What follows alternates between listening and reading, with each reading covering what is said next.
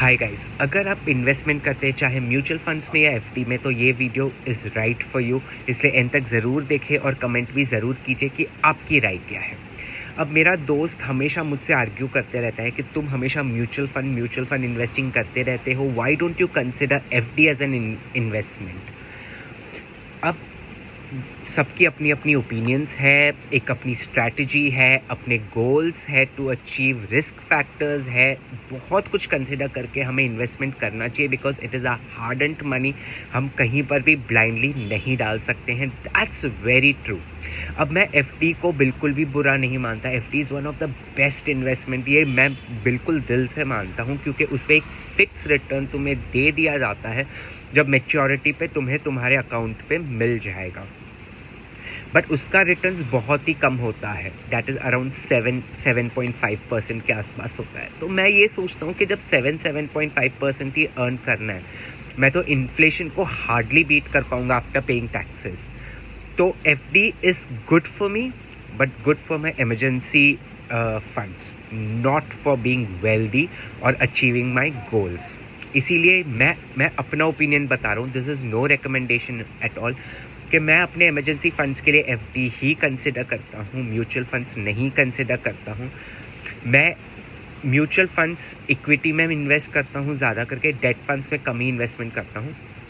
मैं इक्विटी में इसीलिए इन्वेस्टमेंट करता हूँ क्योंकि वो मेरे लॉन्ग टर्म या मिड टर्म गोल्स रहते हैं, तो उस पर मैं ज़्यादा कंपाउंडिंग कर पाऊँगा, ज़्यादा रिटर्न्स कमा पाऊँगा एंड ज़्यादा वेल्दी बन पाऊँगा compare to FD.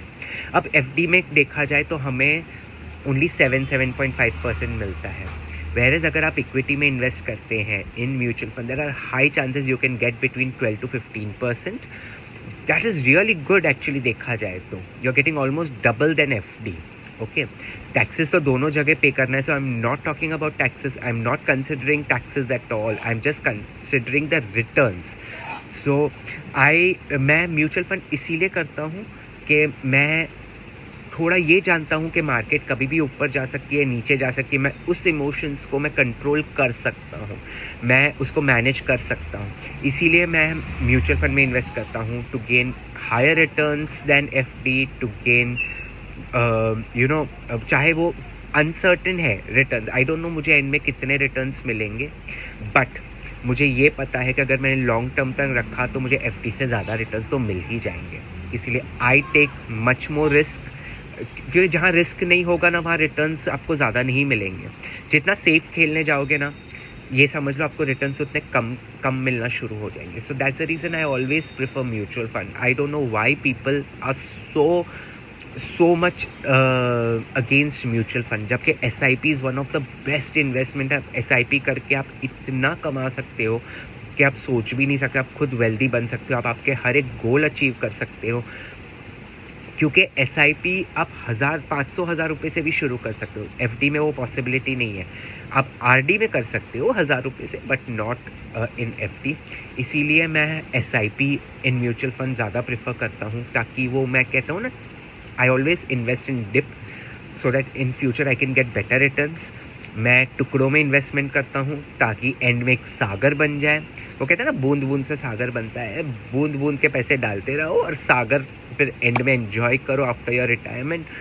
So I always feel that mutual fund is much better than FD. That is my personal opinion. Your opinion may be yours for sure. You guys have your own point of view, but this is my opinion. No recommendation at all.